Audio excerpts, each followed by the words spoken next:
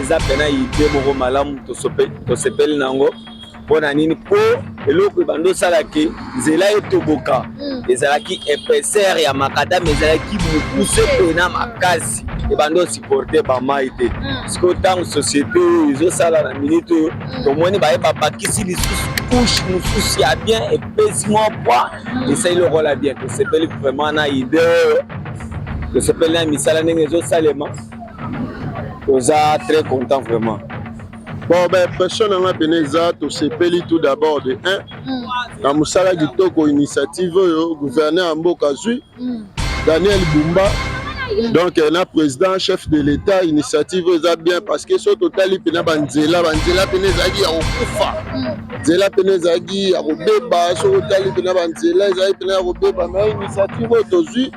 Lobi to assista qui a to monaki Moussala, le lobi to moni zo continuer vraiment bongo de Gitoko. C'est belle vraiment ma casse mais et sous ta tête on a pour ça et continuer la bisika mususu po tozala bena na fati béton quoi mukwa tombolo bena tozala bena béton pena béton. Abonné à Timika TV, je vous salue. Tout le monde a sur la chaîne Timika TV. Vous avez vraiment bel air, vous avez aimé, commenté. Vous êtes vraiment nombreux. Vous avez sur la chaîne Timika TV. Je vous salue, notre boss, notre cordon et notre boss. Voilà, je vous salue. Sans oublier, je salue Kapaya Junior depuis Awa, Kinshasa, notre cordon. Je vous salue, tonton Kapaya. Et sans oublier, je salue tonton Mombadé la caméra. Voilà, émission sur le développement. Il y a Mboka Botonimboka na président Fachi, nous allons précisément à la commune il Limité, précisément la 7e rue, référence au PCB Awa qui marché SK, Skani Tozali Awa, na projet toujours il y a renforcement, il y a arrobé na kati ya commune il Limité. Dernièrement la Sabina on a Bongolo, le de la Sabina na kati ya Limité, place nous c'est pour ça la précisément la 7e. Voilà, si les images avec Tonton Moba on se retrouve après. Merci beaucoup.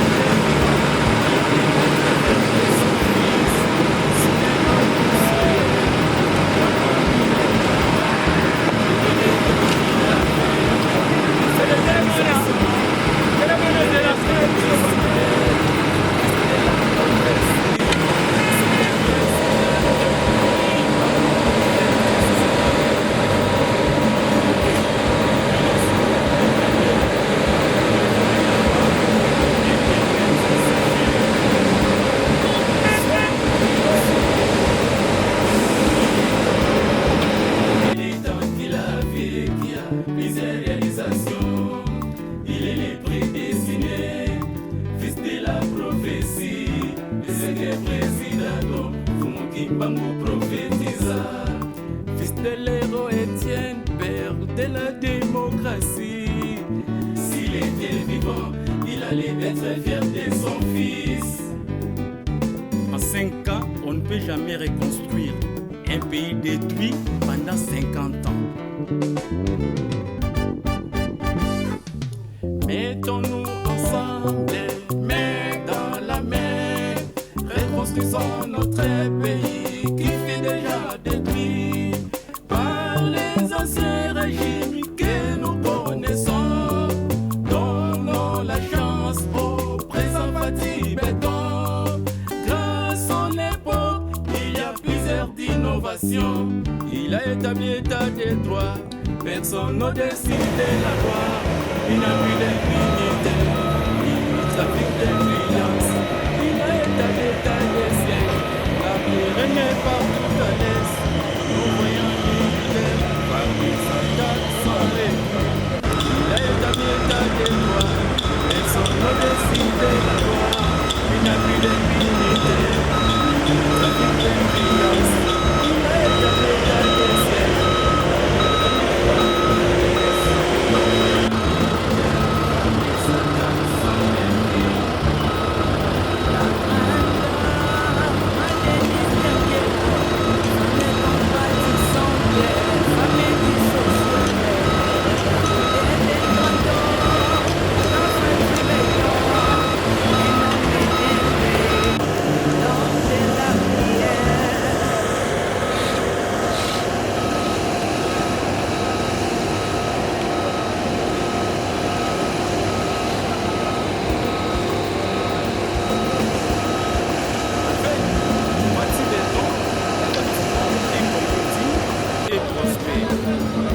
présidente Marie-Laure Kawanda soutient Fatih Béton à 100%.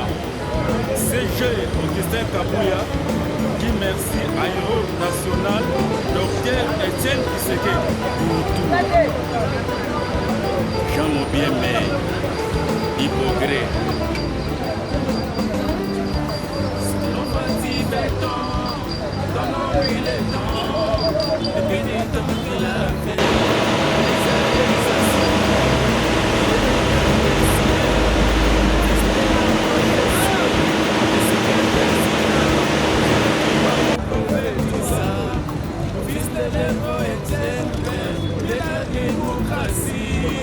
S'il était vivant, il allait être versé son fils, son énorme soleil, donne-lui les temps, et puis des temps qu'il a fait, les réalisations, il est déguisé, fils de la prophétie, et c'est qu'un président, il va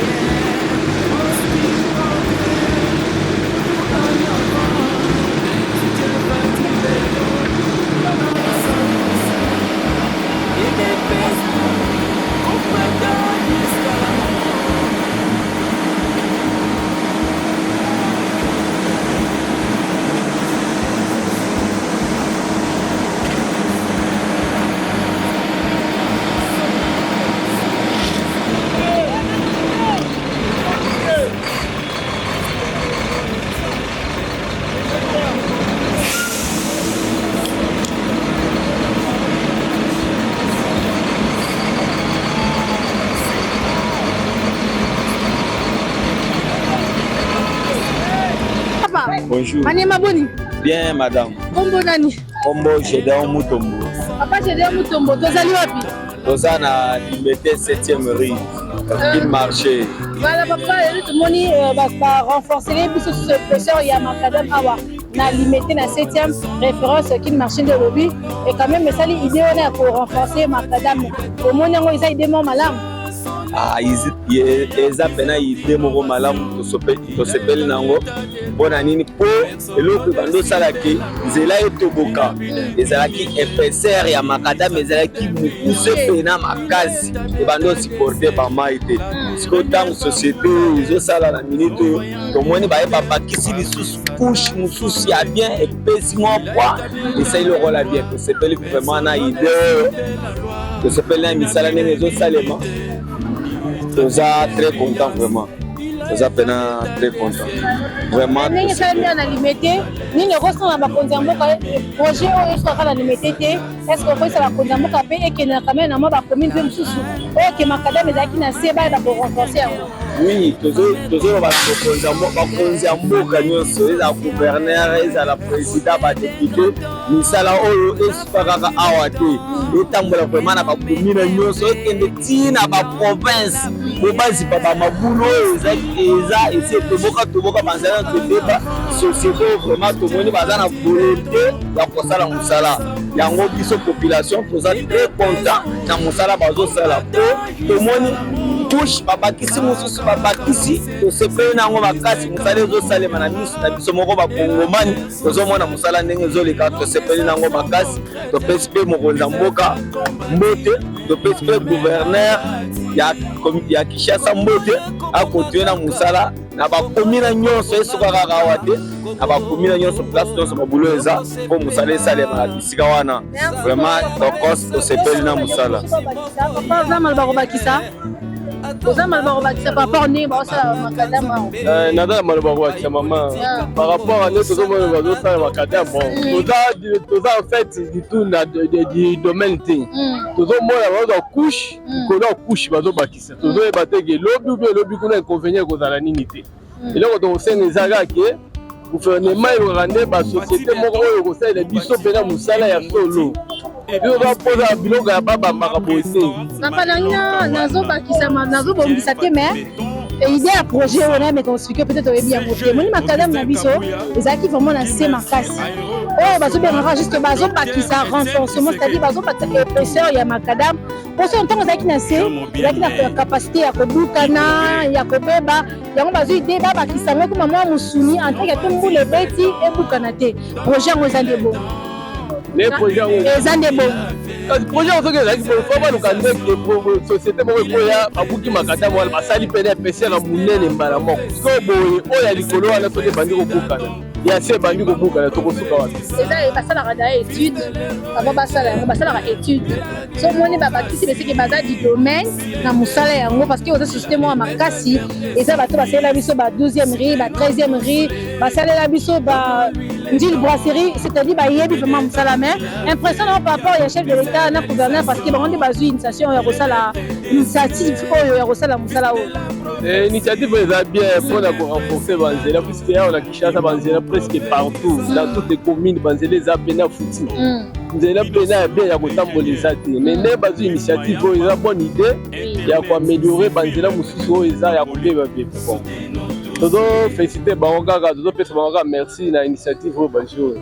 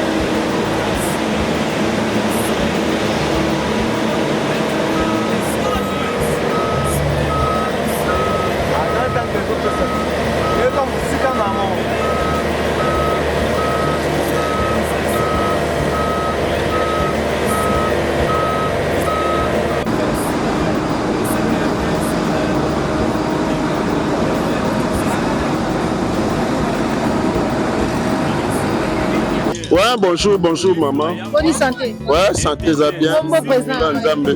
Bon, comme on a un président Echimi, na base à 7e Mobimba, Bayebi, tout le monde peut moussaler au salema, tout le monde peut boyer, habiter, les années, tout solo là. Donc, vous avez l'impression par rapport à ce renforcement, il y a épaisseur, il y a goudron, na techniquement, enrobé.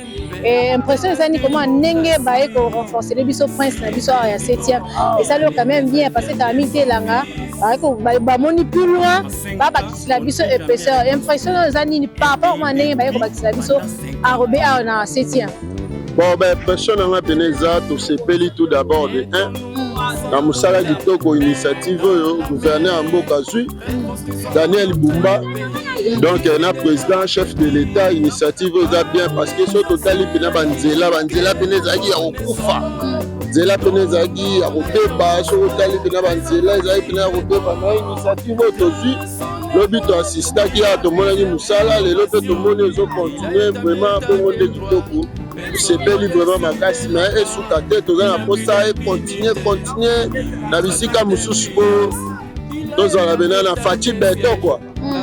Pourquoi tombolo bena tozale bena béton béton yango wana nde toza aussi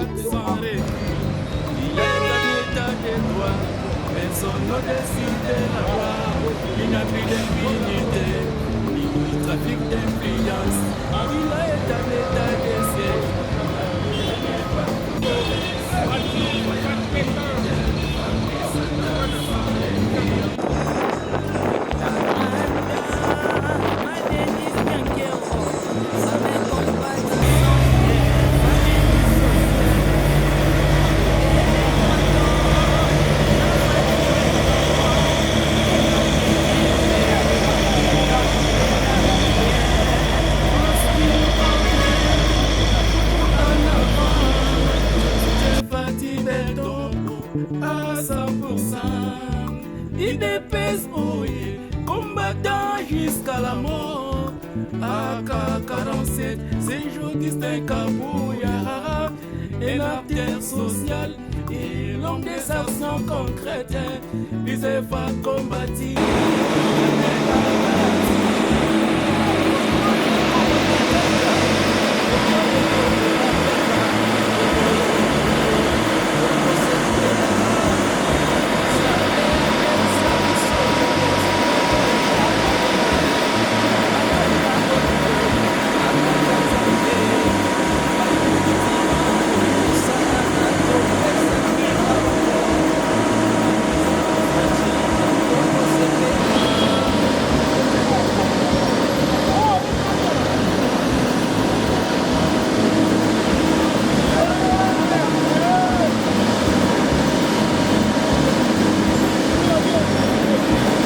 Tout ça, la commune a limité, deuxièmement, la 7e mairie, c'est le renforcement, il y a Arobé, il y a un prince, il y a un goudron, il y a un stoyebi. Dernièrement, la famille de la Sakina Bongolo, il y a un projet, il y a un renforcement et il y a un limité. La limité, presque, tellement assez, et c'est là qui va sa épaisseur. Il y a un projet, toujours, il y a un renforcement, il y a un commune à limité. Voilà, aussi, maman va venir, il y a limité, il y a renforcer sur ma cadame. Voilà, bon, qui n'est pas un commentaire à tous les Moussa, le chef de l'État, pour ça, Moussa, à occuper la communauté, à occuper la sécurité, Moussa, le Salamana, qui banteke, Moussa, le Salamana, Congo, Moussa, le Salamana, Gombe, Moussa, le Salamana, la limité de Toya, la limité de la 7e rue, Moussa, le Salamana, partout. C'est-à-dire, référence, la ligne supermarché, qui marché, na escastan, il y a un renforcement, il y a Macadam, Awa, Nakatia, commune, il y a limité. Voilà, dans notre émission, moi, c'est Lucas, le grand parisien Lucas Lucas, depuis Londres, avant la taille à Jésus, la pression de la présidente, sans oublier Papa Réflexion de Jérusalem, encore dans mon boss, depuis Londres, je vous salue, sans oublier, je salue à Papi Atunga, le grand Mujilois, je vous salue, et Malila, le champion depuis Londres, je vous salue, et Charles contre Mbongo, mon vieux, je vous salue, avec l'agence Naïa sur Awa, na Ngiri. Et sans oublier Papi Kelly, je vous salue. Je salue nos fans, nos abonnés. Je vous aime beaucoup. À la prochaine. Que Dieu vous bénisse. N'oubliez pas de s'abonner, de aimer, de commenter et de partager notre vidéo. À la prochaine. Que Dieu vous bénisse. Là, il va bien à je Mutumbu. Donc, écoutez, nous, la numéro de Jessica. Bye bye.